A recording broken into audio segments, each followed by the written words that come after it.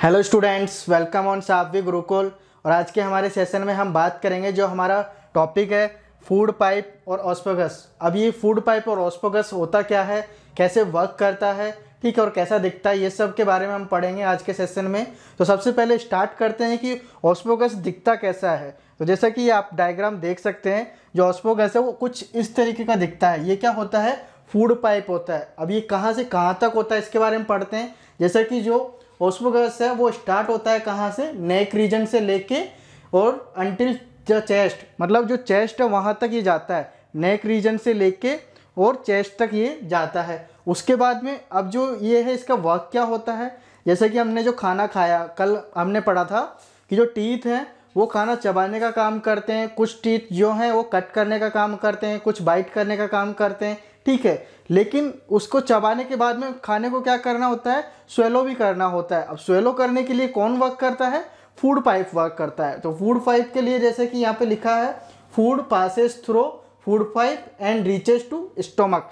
मतलब कि ये क्या हो गया, हमारे माउथ से लेके और स्टोमक तक फूड को जाने के लिए क्या हो गया, रास्ता हो गया। जैसा कि अब आपको अपने घर से अपने स्कूल जाना है तो वहाँ तक के लिए रास्ता तो चाहिए कि भाई इधर से घूम के जाना है या फिर ऐसे जाना है। वैसे ही जो फूड है उसको भी स्टोमक तक जाने के लिए किस चीज़ की ज़रूरत है, उसको भी एक रास्ते की ज़रूरत है। तो वो रास्ता कौन सा होता है, वो होता है ऑस्फेगस और फूड पाइप, ठीक है। तो उसके बाद में अब वो स्टोमक में पहुंच गया, ठीक है। लेकिन जो फूड है वो हमेशा नीचे ही क्यों जाता है, ऊपर क्यों नहीं आता, ये भी आपके दिमाग में आ रहा होगा कि जो फूड है हमने खाया वो नीचे स्टोमक में कैसे चले जाता है, मतलब कि वो डाउनवर्ड ही क्यों मूव कर रहा है, अपवर्ड क्यों नहीं मूव कर रहा है।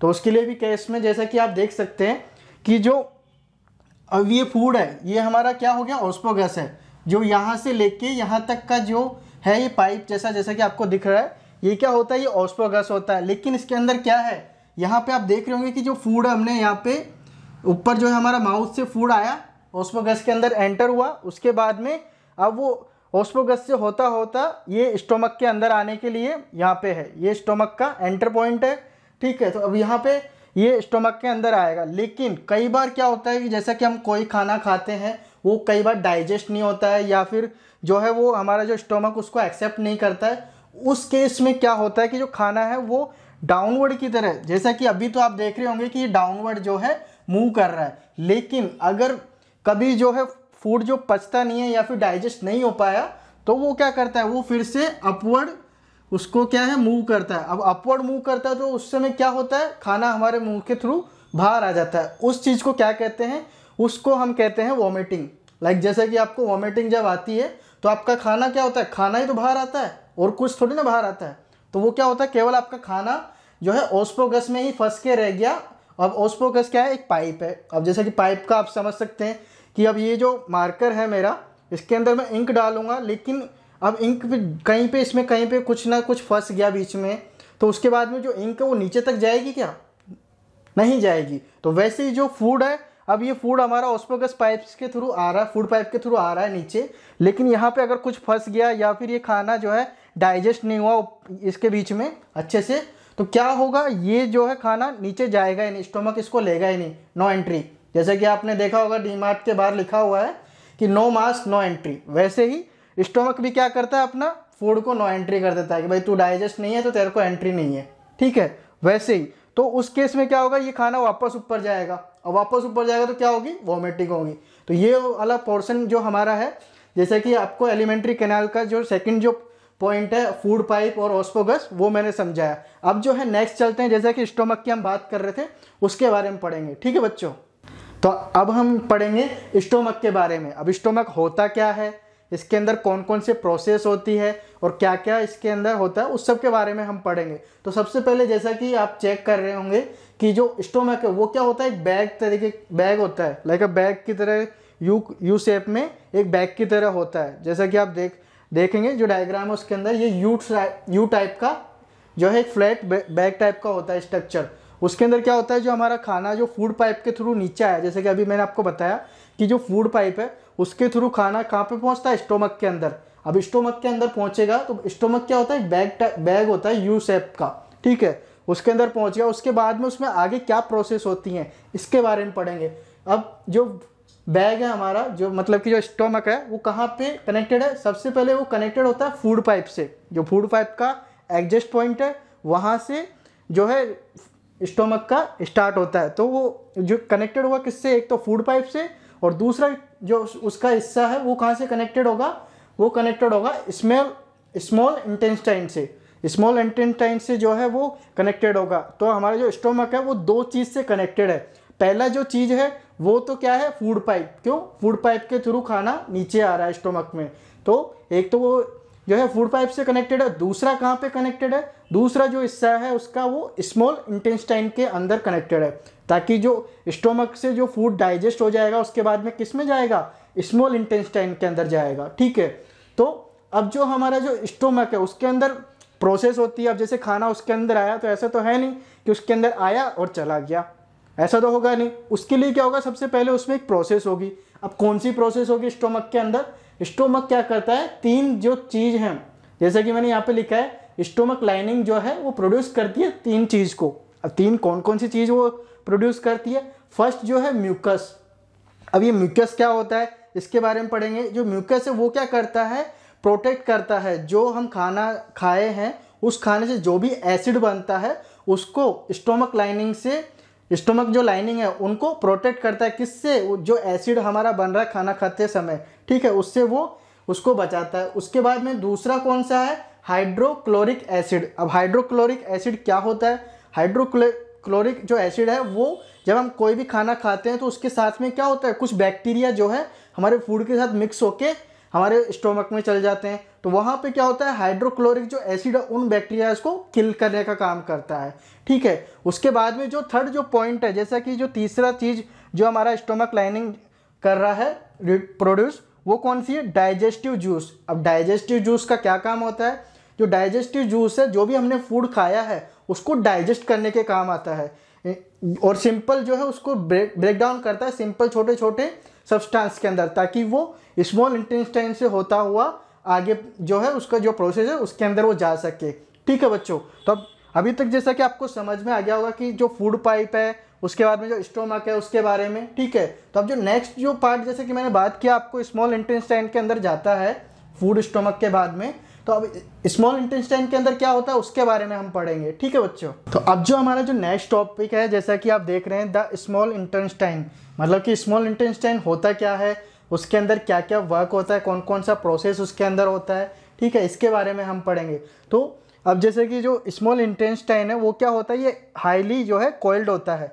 अब ये हाईली कोल्ड से आप कैसे समझ नहीं रहे होंगे, समझने के लिए जैसे कि आपने देखा होगा जो गुड नाइट कोयल होती है या फिर ऑल आउट कोयल होती है, वो क्या होती है, एकदम राउंड शेप में होती है। तो वैसे ये क्या होती है, हमारी स्मॉल इंटेस्टाइन भी राउंड राउंड राउंड राउंड होती है। ठीक है, तो इसको भी क्या बोलते हैं, हाईली कोइल्ड। अब इसकी जो लेंथ है वो कितनी होती है, वो होती है 7.5 मीटर। अब 7.5 मीटर की जो कोयल है वो जो है वैसे दिखने में तो काफ़ी बड़ी है, अगर हम उसको खोल के ऐसे अगर देखेंगे लेंथ में तो वो काफ़ी बड़ी है, लेकिन जब हमारे बॉडी के अंदर जब है तो वो क्या होती है, कोयल रूप में होती है। मतलब जो उसका जैसा कि आप देखेंगे तो कोयल ही होती है, इसलिए गोल जैसे होती है। जैसा कि आपको मैं बता देता हूँ, ऐसे करके ये कोयल टाइप में होती है। ऐसा जैसे कि आपने देखा होगा कि जो गुड नाइट कोयल है वो भी ऐसी होती है, तो सेम ऐसी शेप के अंदर हमारी जो स्मॉल इंटेस्टाइन है वो भी बिल्कुल ऐसी शेप में होती है। तो इस वजह से क्या होता है, वो 7.5 मीटर की होने के बावजूद भी छोटे से रूप में हमारे बॉडी के अंदर आ जाती है। ठीक है, तो अब इसका वर्क क्या होता है उसके बारे में पढ़ते हैं। जैसा कि आप देख रहे होंगे जो कंप्लीट डाइजेशन जो होता है, जो डाइजेशन है कंप्लीटली वो इसके अंदर ही होता है। जो भी हमारा फूड है, जैसा कि स्टोमक से मैंने आपको बताया कि स्टोमक के बाद में फूड जो है स्मॉल इंटेस्टाइन में जाता है। अब स्मॉल इंटेस्टाइन के अंदर जो कंप्लीटली डाइजेशन की जो प्रोसेस है वो हमारी कहाँ पे होती है, स्मॉल इंटेस्टाइन के अंदर होती है। जो भी मतलब आपको जैसा कि अपना खाना जो डाइजेस्ट होता है सबसे ज़्यादा वो स्मॉल इंटेस्टाइन के अंदर होता है। अब जो स्मॉल इंटेस्टाइन है वो क्या करता है, दो जो है रिसीव करता है, स्मॉल इंटेस्टाइन जो है रिसीव्स करता है सिक्रेशन फ्रॉम 2 ग्लैंड्स। अब 2 ग्लैंड से वो क्या करता है, सिक्रेशन को रिसीव करता है। कौन कौन से, पहला हो गया लीवर, दूसरा हो गया पेनक्रियाज। अब लीवर क्या होता है, पेनक्रियाज क्या होता है, इसके बारे में हम पढ़ते हैं। ठीक है बच्चों, अब तक आपने पढ़ा कि जो स्मॉल इंटेस्टाइन है वो दो चीज़ों से सिक्रेशन को रिसीव करता है। अब वो कैसे करता है उसके बारे में पढ़ते हैं।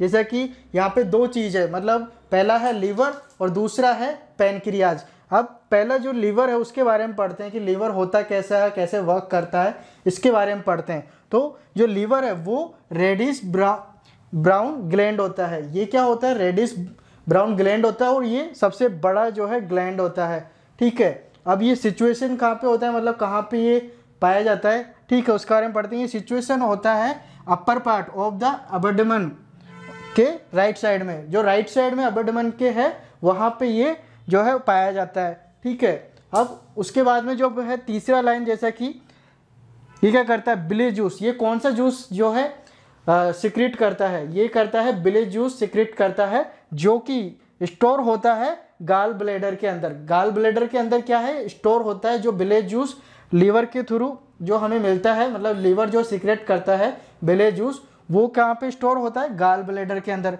अब गाल ब्लेडर के अंदर जब वो स्टोर हो जाता है तो उसके बाद में क्या वो काम करता है? ठीक है, अब बिले जो होता है जूस वो मेन रोल प्ले करता है डाइजेशन ऑफ फैट्स के लिए। जो फैट होता है, जो भी हम फैट खाते हैं उसको डाइजेस्ट करने के लिए कहाँ पे वर्क होता है? लीवर के अंदर होता है। और लीवर के अंदर कौन सा जूस उस चीज़ को वर्क करता है?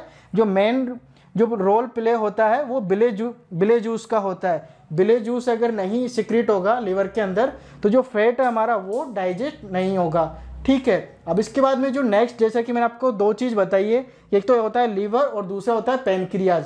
अब लीवर के बारे में मैंने आपको जैसा कि बता दिया है, अब सेकंड जो है पैनक्रियाज, उसके बारे में पढ़ते हैं। तो अब हम बात करते हैं पैनक्रियाज के बारे में। पैनक्रियाज क्या होते हैं, कैसे वर्क करते हैं, इसके बारे में हम पढ़ेंगे। ठीक है, तो जो पैनक्रियाज है बच्चों, वो क्या होता है? एक लार्ज क्रीम कलर का ग्लैंड होता है। ये भी क्या होता है? ग्लैंड होता है। जैसा कि अभी मैंने आपको पढ़ाया लीवर, वो भी क्या है? ग्लैंड है। वो भी जो है सिक्रेट करता है जूस को। वो कौन सा जूस सिक्रेट करता है? बिले जूस को। और जो पैनक्रियाज है वो भी एक जो है ग्लैंड है, ये लेकिन अलग कलर का होता है। जो लीवर है वो कौन सा था? Reddish brown. और ये कौन से कलर में है? कलर क्रीम कलर के अंदर है। ठीक है, उसके बाद में अब जैसे कि जो है ये पैनक्रियाज वो कहाँ पे पाया जाता है? जैसे कि आपका जो बॉडी है उसके अंदर स्टोमक है और लीवर है, और जैसे कि जो अदर पार्ट्स हैं वो सब भी हैं, और स्मॉल इंटेस्टाइन पूरा ही है, लेकिन इसके अंदर पैनक्रियाज कहाँ पे पाया जाता है? जो पैनक्रियाज है वो जस्ट जैसे कि जो स्टोमक है उसके जस्ट नीचे ही जो है पैनक्रियाज पाया जाता है। अब पैनक्रियाज है ये भी जो है एक जूस को सिक्रेट करता है। जो जूस क्या करता है? जो जैसे कि कार्बोहाइड्रेट, फैट्स, प्रोटीन्स, ये क्या है? सब हमारे न्यूट्रिएंट्स हैं। जो भी हम खाना खाते हैं उसके अंदर जो न्यूट्रिएंट्स पाए जाते हैं वो सब क्या हैं? उनके एग्जाम्पल हैं। अब जो पैनक्रियाज है इसके अंदर इसके नाम से ही इसका जो जूस सिक्रेट होता है वो इसके नाम से ही है। जैसे पैनक्रियाज, तो इसका जो जूस है वो है पैनक्रियाटिक जूस। अब पैनक्रियाटिक जूस जो हमें पैनक्रियाज के थ्रू मिलता है वो क्या करता है? जो हमारे न्यूट्रिएंट्स हैं, कार्बोहाइड्रेट, फैट्स, प्रोटीन्स, इन सबको क्या करता है? स्मॉल पार्ट्स के अंदर, स्मॉल सब्सटेंस के अंदर जो है डिवाइड कर देता है, मतलब ब्रेक कर देता है। क्यों? क्योंकि वो जब इसमें जब ब्रेक हो जाएंगे उसके बाद में जो डाइजेस्ट होने के बाद में, जैसा कि स्मॉल इंटेस्टाइन के अंदर पूरा जो डाइजेशन हमारा प्रोसेस होता है, जैसे कि मैंने आपको बताया सबसे ज़्यादा जो डाइजेशन जो प्रोसेस है वो स्मॉल इंटेस्टाइन के अंदर होता है। उसके बाद में जब यहाँ पे इन सबको ये ब्रेक कर देगा स्मॉल सब्सटेंस के अंदर, और फिर आप उसका जो एनर्जी है सारा यूज़ कर लेंगे। उसके बाद में बात आती है लार्ज इंटेस्टाइन की। लार्ज इंटेस्टाइन क्या होता है? उसके लिए जैसे आपको जो है लार्ज इंटेस्टाइन के अंदर जो फूड जाता है वो क्या फूड जाता है? एकदम वेस्ट फूड जाता है, और एकदम डाइजेस्ट होने के बाद में जो वेस्ट फूड होता है वो हमारा लार्ज इंटेस्टाइन के अंदर जाता है। तो उसके बारे में पढ़ते हैं। ठीक है, अब हम बात करते हैं कि लार्ज इंटेस्टाइन होता क्या है, कैसे वर्क करता है, इसके बारे में। जो लार्ज इंटेस्टाइन है वो क्या होता है? वाइडर होता है और शॉर्टर होता है। किससे? स्मॉल इंटेस्टाइन से। जो स्मॉल इंटेस्टाइन है उससे ये शॉर्टर होता है और वाइडर होता है। ठीक है, क्यों? क्योंकि जो स्मॉल इंटेस्टाइन है उसकी जो लेंथ थी वो मैंने कितनी बताई थी? 7.5 मीटर, और जो इसकी लेंथ है वो कितनी है? 1.5 मीटर। जैसे कि बोलने में तो ये लार्जर है लेकिन इसकी लेंथ कितनी है? स्मॉल है। और जो स्मॉल इंटेस्टाइन है वो बोलने में स्मॉल है, उसका नाम स्मॉल है, लेकिन उसकी लेंथ हाई है। तो ऐसे आपको याद हो जाएगा कि ये क्या है? उसका जस्ट अपोजिट है, अपने नाम का अपोजिट है। जो लार्ज है वो क्या है? स्मॉल लेंथ में, और जो स्मॉल है वो क्या है? लार्ज लेंथ में।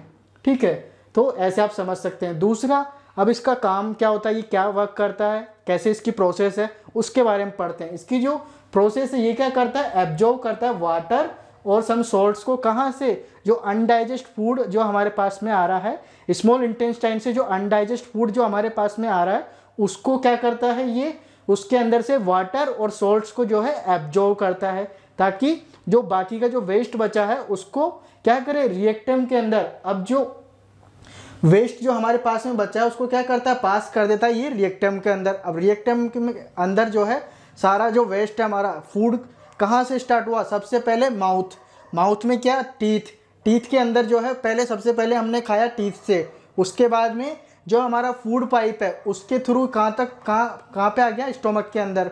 स्टोमक में आने के बाद में कहाँ पे गया, स्मॉल इंटेस्टाइन के अंदर। स्मॉल इंटेस्टाइन के अंदर दो चीज़ जो होती हैं वर्क करती हैं, पहली होती है लीवर, दूसरी होती है पेनक्रियाज। अब जो लीवर और पेनक्रियाज से डाइजेस्ट होने के बाद में जो हमारा वेस्ट बच रहा है, ठीक है, अनडाइजेस्ट फूड जो बच रहा है, वो कहाँ पे आ गया, लार्ज इंटेस्टाइन के अंदर। लार्ज इंटेस्टाइन के अंदर आने के बाद में यहाँ पे क्या हुआ, इसमें से भी जो वाटर और जो सॉल्ट्स की हमारे बॉडी को ज़रूरत है, जो न्यूट्रिएंट्स की ज़रूरत है अनडाइजेस्ट फूड के अंदर से, जो न्यूट्रिएंट्स इसको चाहिए अब, वो भी ये यहाँ पे ले लेता है। और उसके बाद में जो सबसे बेकार चीज़, मतलब कि जो कचरा बच गया, लाइक जैसे आप भी कोई लेके आते हैं, आप फ्रूट्स लेके आए, उसमें से आपने क्या किया, अच्छे अच्छे फ्रूट्स जो है निकाल लिए और जो खराब है कचरा बच गया उसको डस्टबिन में डाल दिया।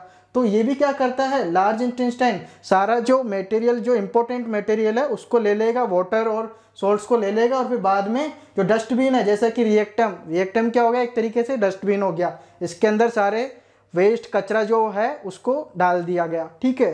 अब रिएक्टम क्या है, रिएक्टम भी अपने पास में कचरा क्यों रखेगा, ये क्या करता है, एनएस के थ्रू उस कचरे को बाहर कर देता है। तो ऐसे क्या हो गया, ये हमारा जो पूरा कंप्लीट जो प्रोसेस है वो ह्यूमन डाइजेशन सिस्टम के बारे में है। तो अब तक हमने पढ़ा कि ह्यूमन डाइजेशन सिस्टम होता क्या है, कैसे वर्क करता है, उसके अंदर कौन कौन से जूस जो हैं सीक्रेट होते हैं, और कौन कौन से कैसे कैसे वर्क करके वो हमारे लिए इंपॉर्टेंट होता है, हमारे को जो फूड है उसके अंदर से एनर्जी कैसे मिलती है, इस सब के बारे में पढ़ा। अब जो नेक्स्ट जो टॉपिक है वो है द ग्रास एनिमल्स के बारे में। जो ग्रास एनिमल्स हैं उनका डाइजेशन कैसे होता है वो हम नेक्स्ट वीडियो में पढ़ेंगे। तो अब तक के सेशन में आपको समझ में आ गया होगा कि ह्यूमन डाइजेस्टिव सिस्टम जो है वो कैसे वर्क करता है, और उसकी जो प्रोसेस है उसके बारे में, उसके अंदर कौन कौन से जूस सीक्रेट होते हैं, उन सब के बारे में आपको समझ में आ गया होगा। अब मिलते हैं नेक्स्ट वीडियो में नए टॉपिक के साथ में, तब तक के लिए धन्यवाद, जय हिंद।